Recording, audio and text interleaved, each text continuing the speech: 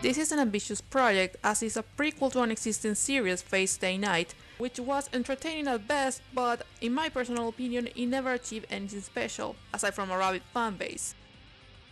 Yet somehow Fate Zero is one of this decade's honest to goodness masterpieces. Don't be worried about not knowing much about the Fate franchise, because while some characters from Fate Stay Night show up in Fate Zero from time to time, this prequel can be watched and appreciated as an splendid work of art on its own.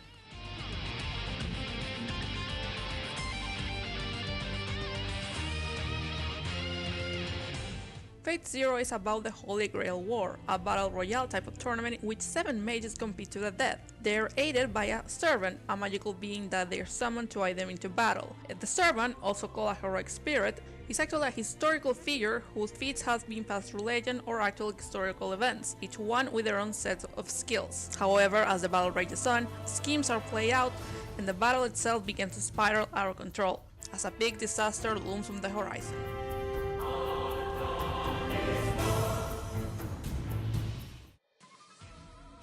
As you can tell from looking at this footage, Fate Zero looks downright amazing.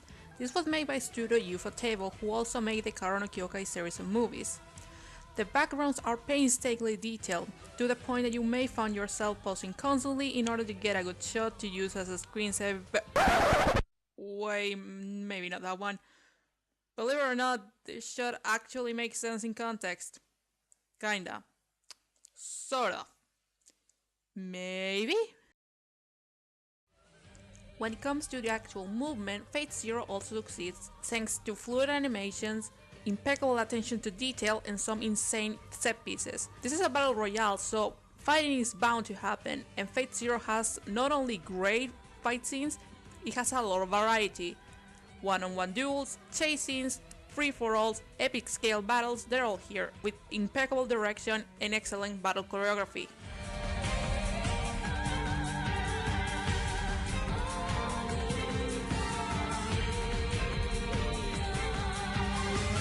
On one hand, Fate Zero did a remarkable gambit with the CGI, as one of the character models is completely rendered by computer. For purposes of this specific case, I will say that they succeeded because Berserker never struck me as goofy looking. In other cases, my opinions are a bit more mixed. In most occasions, Fate Zero will use CGI to convey some kind of magical phenomena, and about 80% of the time they look good, but in the rest of the time it looks like it came from a Wii. There are some smaller uses of CGI in battle scenes and they work very well. However, I will forever question the current trend of rendering cars and motorcycles on CGI.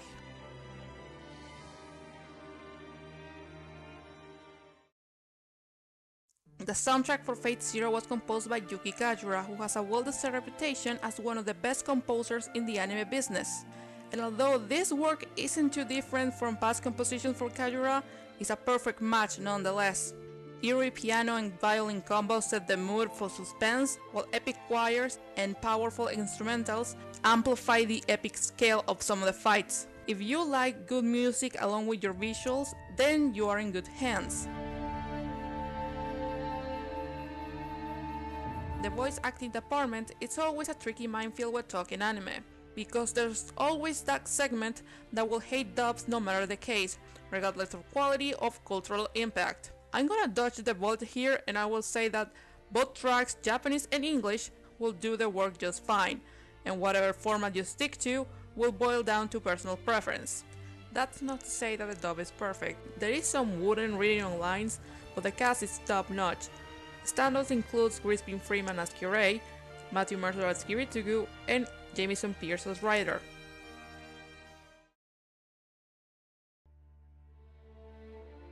I need to clarify something critical here. Fate Stay Night was an adaptation of a video game, while Fate Zero was originally released as a series of short books. I'm pointing this out because Fate Zero shares a weakness with many novel adaptations, which is being exposition heavy. For a battle royale, this series is a very talk heavy, and the material itself can be hard to digest. Fate Zero is a show that treats its audience like smart people, and while it is appreciated, that also puts a certainly high barrier of entry that can put some people off. Not also that, it can get quite convoluted, as the series will give you at least one gameplay of every single point of view available.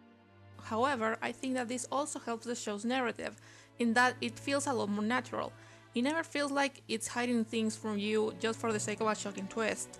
Every piece of the puzzle has a purpose, and by the end, Fate Zero has one perfectly cohesive narrative. The writing is also top-notch, with some pretty thought-provoking discussions of themes like leadership, morality, chivalry, and even religion. One episode in particular spends half of its screen time on one location with 3 characters simply talking on what they believe makes a good leader. In my opinion, this talky moment is absolutely unforgettable. One last warning though. Fate Zero will go to uncomfortably dark places on many occasions, and the final reel will punch the literal crap out of you. If you can handle this, then you are in for one of the most emotionally rewarding narrative experiences out there.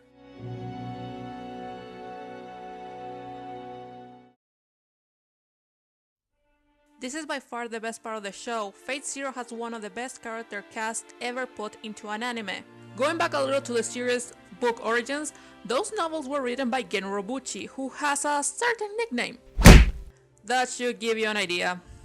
However, as much has been said about how dark Urobuchi can get, his characterization methods actually have a lot in common with, well, Pixar. I can explain that.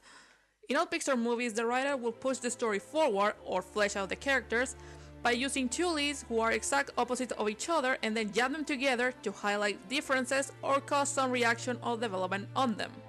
Urobuchi also uses this approach, although in a much larger scale. As in Fate Zero, there's no designated good guy or protagonist, at least until the final reel. Instead, there is a large range of personalities, each one with their own mindset on right or wrong.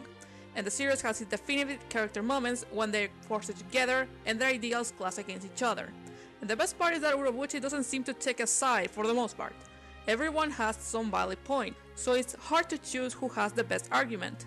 The cast is also wonderfully diverse. They range from cold and calculating to naive and idealistic, to scheming and manipulative, to absolutely batshit insane. They all have wonderfully layered personalities, and no one feels useless to the plot.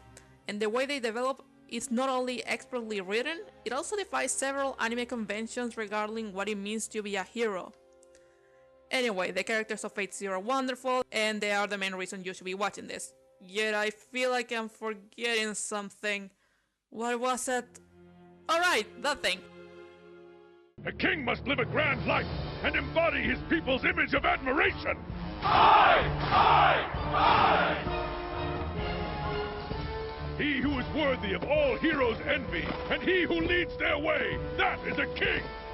Therefore, the king is not alone, for his will equals that of all who would follow him to his ultimate glory combined. I! Now then. Fate Zero pulled off one of the most impressive tricks in anime history. It took a convoluted and bland franchise and completely redefined it. This is one of the defining words of the decade, and a testament to Urobuchi's skills as a writer and to the lengths anime can reach as a storytelling media. Beautiful in its visuals, smart on its storytelling, thought-provoking on its writing, and gripping on its emotions, Fate Zero is an unforgettable ride that will leave its mark on your memory.